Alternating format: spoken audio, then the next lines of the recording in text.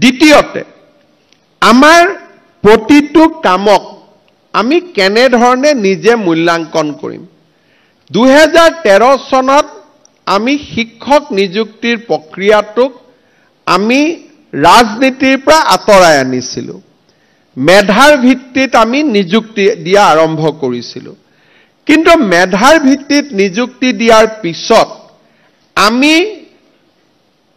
প্ৰত্যেক দিনাই এটা সমস্যাৰ সন্মুখীন হৈ আছো যে দুৰ্গম অঞ্চলত আমাৰ শিক্ষক শিক্ষয়িত্ৰী থাকিব নোখোজে তেখেতসকলৰ ব্যক্তিগত অসুবিধা থাকিব পাৰে বিভিন্ন কাৰণ থাকিব পাৰে কিন্তু সেই কাৰণবিলাকৰ পিছতো আমি এটা কথা চিন্তা কৰিব লাগিব যে আজিও অসমৰ 2000 খনতকৈ অধিক স্কুলত এজন শিক্ষক আছে আৰু তাৰ কাৰণ শিক্ষকৰ অভাৱ নহয় তাৰ কাৰণ হৈছে the problem of retaining the teachers কেতিয়াবা আমি যিকোনো সভালৈ গলে সাউথ সালমাৰা ধুবুৰী গোৱালপাৰা বৰপেটাত নিযুক্তি পোৱা শিক্ষক শিক্ষয়িত্ৰী সকলে তেওঁলোকৰ পিতৃ মাতৃ সকলে আমাক ৰাজনৈতিক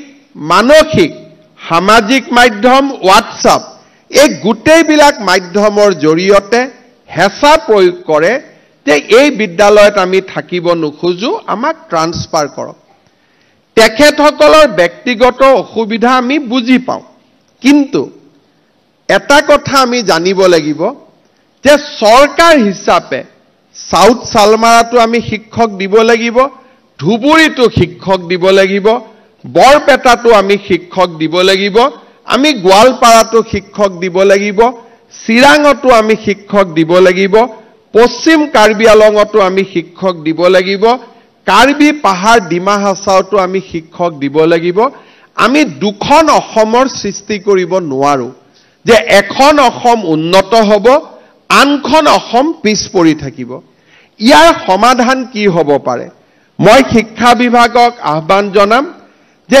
এজনীয়া শিক্ষক থকা স্কুল বিলাকক লৈ আপোনালোকে এটা বেলেগ কেডাৰ সৃষ্টি কৰক আৰু শিক্ষক নিযুক্তিৰ প্ৰক্ৰিয়াত সেই স্কুল কেইখনৰ বিপৰীতে নিযুক্তি আৰম্ভ কৰক যাতে it is not transferable for life অৰ্থাৎ যেনেকে কলেজৰ এপইণ্ট হয় Gurucharan college Cotton college Pragjyotish college Arya college Dhemaji Moridhal college তাৰ পৰা ট্ৰান্সফাৰ পোষ্টিং নহয় গতিকে জিলা পৰ্যায়ৰ শিক্ষক নিযুক্তিৰ ব্যৱস্থাটোক বদলি কৰি অন্ততঃ অসমৰ 3000 প্ৰাথমিক বিদ্যালয়ত by the name of the school আপোনালোকে এডভাৰটাইজ কৰক তেতিয়া যাৰ মনত ইচ্ছা থাকিব তেওঁলোকে গম পাব যে আমি ডিস্ট্ৰিক্টত এপ্লাই কৰা নাই আমি ষ্টেটত এপ্লাই কৰা নাই আমি অমুকখন প্ৰাথমিক বিদ্যালয়ত আবেদন কৰিছো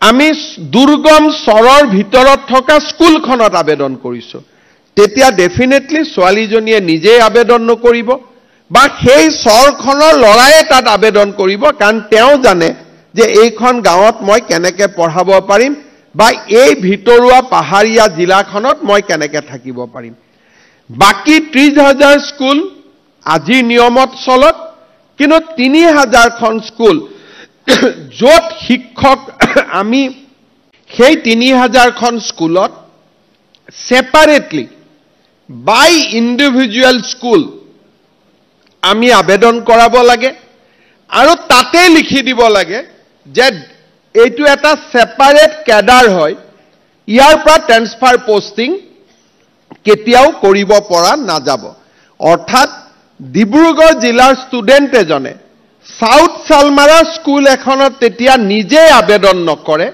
প্ৰথমতে জিলাখনৰ নামত আবেদন কৰি ট্ৰান্সফাৰ আৰু পোষ্টিঙৰ যেটো ব্যৱস্থা শিক্ষা বিভাগত লাহে লাহে নেক্সট 10 ইয়াৰ্স আমি তাক নোহোৱা কৰিব লাগে জিলাৰ পৰিৱৰ্তে স্কুলক আমি কেডাৰ বনাব লাগে আৰু লাহে লাহে স্কুলক যেতিয়া আমি কেডাৰ বনাম even in high school higher secondary school নিযুক্তিৰ প্ৰক্ৰিয়াটো টান হ'ব কম্পিউটাৰত বহুত বেছি কাম কৰিব লাগিব কিন্তু মই ভাবো যে এআই দিনত It is not a difficult job, not a tough job. আমি এটা অহাস 18 মাহত আপোনালোকে এটা ব্যৱস্থা কৰক যে instead of district, school become the cadre.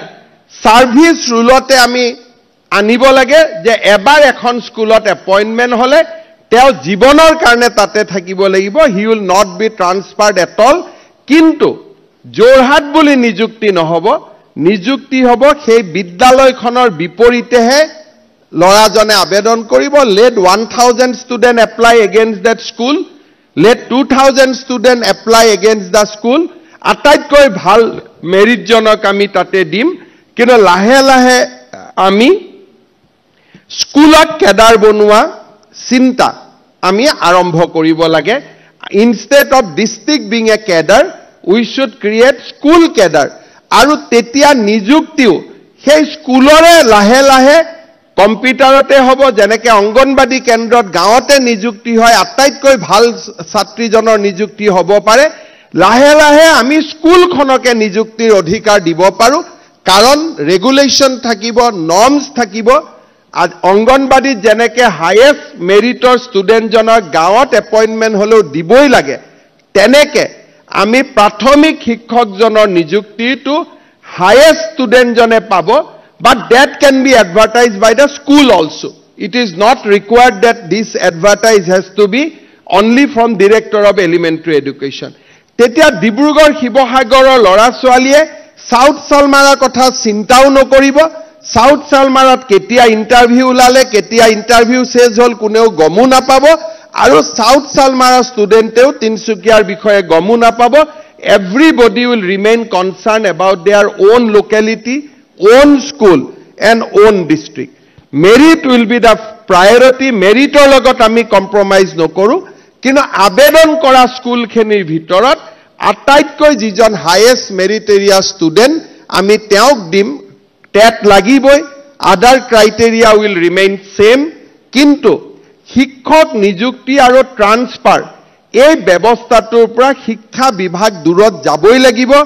অন্যথা আমি কোৱালিটিত কেতিয়াও আমি ফোকাস কৰিব নোৱাৰো. মই ভাবো ই আজিৰ কাম কৰি থকা শিক্ষকসকলৰ কাৰণে ই প্ৰযোজ্য নহয়.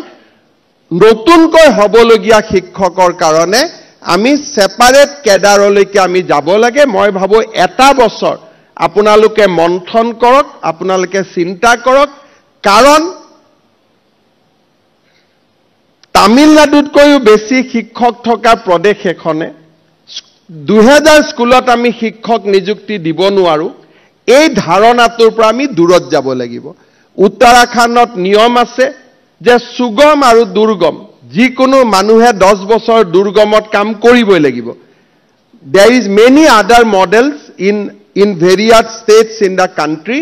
কিন্তু প্ৰথম লক্ষ্য যে এই 3000 স্কুলক জিলাই জিলাই সাবগ্ৰেড কৰি একোটা ক্লাষ্টাৰ কৰি তাক একোটা কেডাৰ কৰি তাত নিযুক্তিৰ ব্যৱস্থা কৰিব লাগে, আৰু নৰ্মেল টিচাৰ এপইণ্টমেণ্টৰ পৰা ইয়াক দূৰত ৰাখিব লাগে. তেতিয়া মই ভাবো যে এই 2000-3000 স্কুলত আজি যি আমি পশ্চিম কাৰ্বি আলং বেয়া দেখা পাইছো, তাৰ মূল কাৰণটো হ'ল তাত শিক্ষক নাযায়.